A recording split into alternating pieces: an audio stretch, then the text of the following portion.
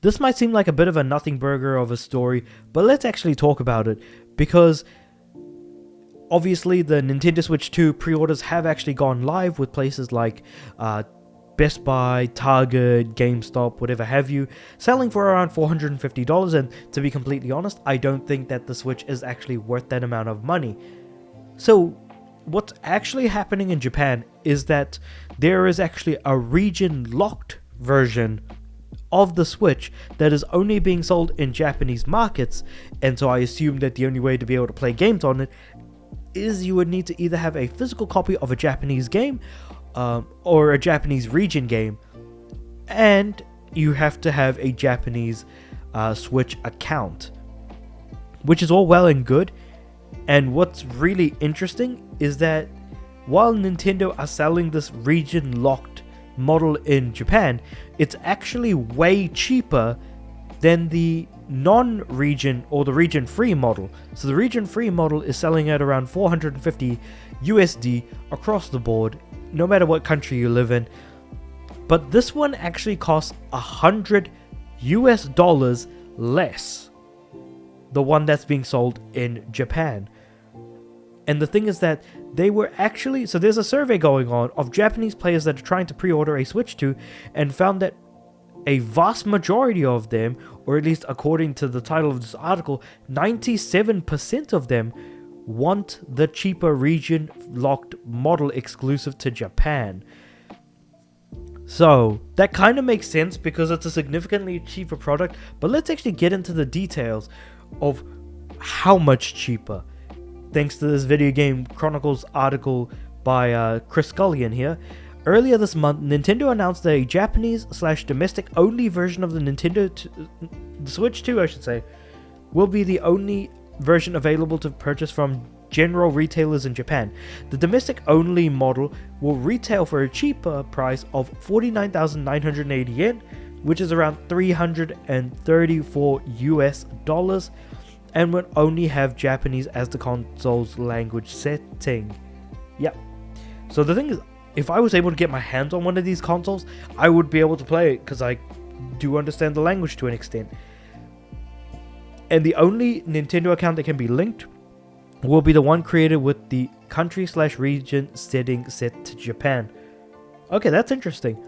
Players who want a region-free will have to try the Japanese My Nintendo Store, which is a more expensive Switch 2 model with multilingual support, can be found at 69,980 yen, closer to $467.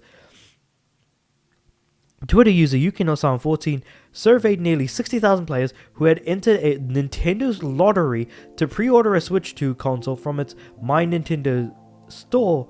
And it's funny to say that because basically what's happened is that they only have, I think, around 500,000 Switch 2s available for pre-order, but I think they got around roughly 2 million people wanting to pre-order. So clearly they are not able to satisfy, well, Nintendo aren't able to satisfy the want in their home, or rather the people wanting a console in their own home country. So that's interesting to see. But 69.7% of those surveyed said that they applied for a region-locked Switch 2 bundle with Mario Kart World, while a further 27.5% said that they applied for the region-locked Switch 2 console on its own.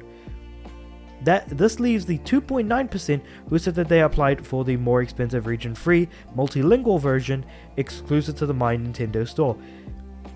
While the cheaper region-locked model is clearly more popular in Japan, according to these findings, there's a silver lining for those looking for a region-free version, in that their chance of being chosen for Nintendo Switch 2 pre-order is much higher due to the significantly lower demand. Demand is what the word I was thinking of, but I couldn't think of it. I was thinking of the word want, but it's, local demand, not really there. According to the survey, 69.7% region locked with Mario Kart, I already said that. Region free on its own, but only, okay, so here we go.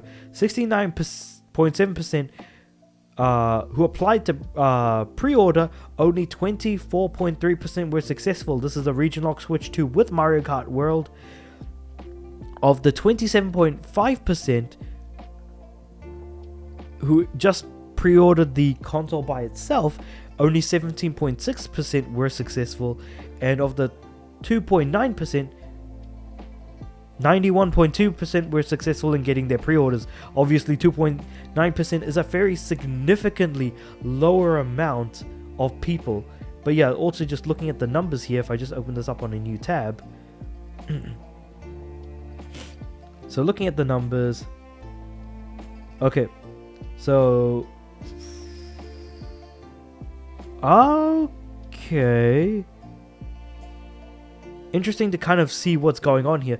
So basically, this top one here is just the console by itself. The second one here is the it says Mario Kart Seto. So obviously that's a set with Mario Kart, and of course this one is the region free version on the third. Yeah, I don't think it's really changing much in that sense. Looking at the numbers.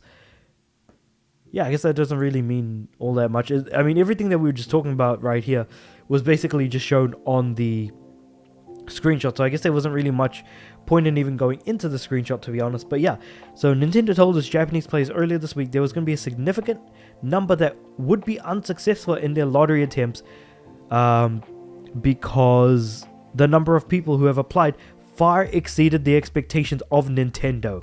According to Nintendo, 2.2 million people in Japan entered the lottery, calling it astonishing.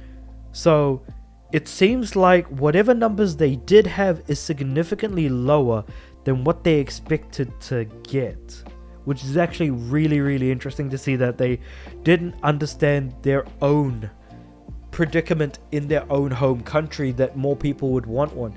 And maybe it's because the price is cheaper than the region free model, though I'm not too sure, how that would possibly be the case. Again, I guess it really, really does depend on how you want to look at it. We can look at this from a economical point of view. People want the cheaper version because it's easier to get their hands on, and because the cheaper model does exist, more people are going to want to lean towards that, because it's kind of like the Xbox Series S and X. The Xbox Series S is cheaper, but also it's because it's missing a lot and it's not quite as powerful, whereas the X is significantly more powerful and is therefore going to be leaning into where there's going to be a lesser group of people actually buying that. The more hardcore are going to buy the more expensive thing, the more casual are going to buy the less powerful thing. And especially given that the split between the two is somewhere between like 75 to 25% is insane to think about. But like I said, I think us as people who consume gaming content on YouTube, people who watch my channel, for example, the channels that I watch, the group of us are in fact just hardcore gamers, and so we fall into that category where we're more likely to spend more money on these particular types of products. But maybe I might be reaching in a little bit too much in that sense regarding this whole situation. But with all that being said, however, I'll be interested to hear what you guys have to say about all of this in the comments below. Like the video if you liked it, subscribe to the channel. I'm aiming for 500 subs by the end of the year. And with all that being said, I do upload every day, so I'll see you guys tomorrow.